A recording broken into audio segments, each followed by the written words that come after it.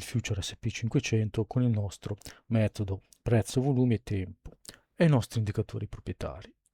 In questo grafico è rappresentato il ciclo annuale partito il 30 marzo di quest'anno. Si è concluso il primo trimestrale sul minimo indicato proprio a fine giugno qua dal nostro indicatore dei minimi. Dopodiché è ripartito il trimestrale e sta puntando verso nuovi massimi. Osserviamo questo anche con un altro grafico, sempre sul daily, in questo caso il ciclo biennale che è partito ad aprile 2025. Quindi da questo minimo è salito, è fatto un lungo periodo correttivo dove probabilmente si è accumulato, o meglio, gli istituzionali hanno accumulato, periodo che è andato dal novembre 2025 a marzo 2026, tutto questo pezzo.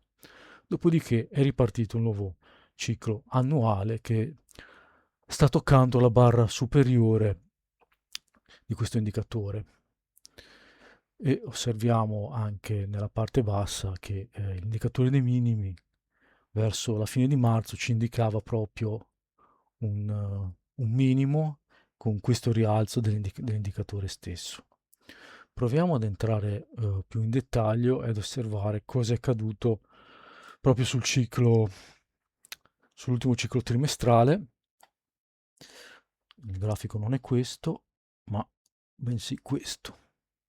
Ecco, questo è l'ultimo trimestrale partito dal 26 giugno del 2026, dove gli indicatori dei minimi avevano proprio indicato appunto il minimo, da cui poi è ripartito il nuovo trimestrale che è salito e ha fatto una correzione, in questo caso, indicato anche dal battle plan, per la chiusura di un ciclo ad 8 giorni. Dopodiché è ripartito lo stesso ciclo ad 8 giorni e siamo tornati a salire, ricercando nuovi massimi. Osserviamo anche gli indicatori, stanno in questo momento segnalando che non dovrebbero esserci, almeno al momento, ulteriori correzioni.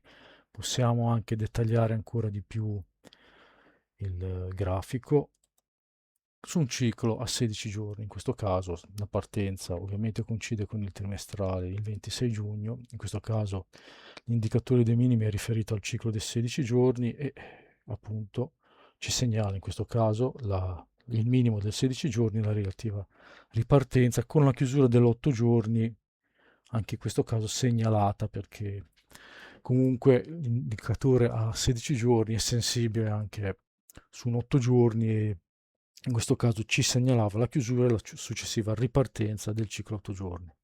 Quindi dovrebbe proseguire il rialzo e lo vedremo meglio in dettaglio nei prossimi giorni. Al momento è tutto.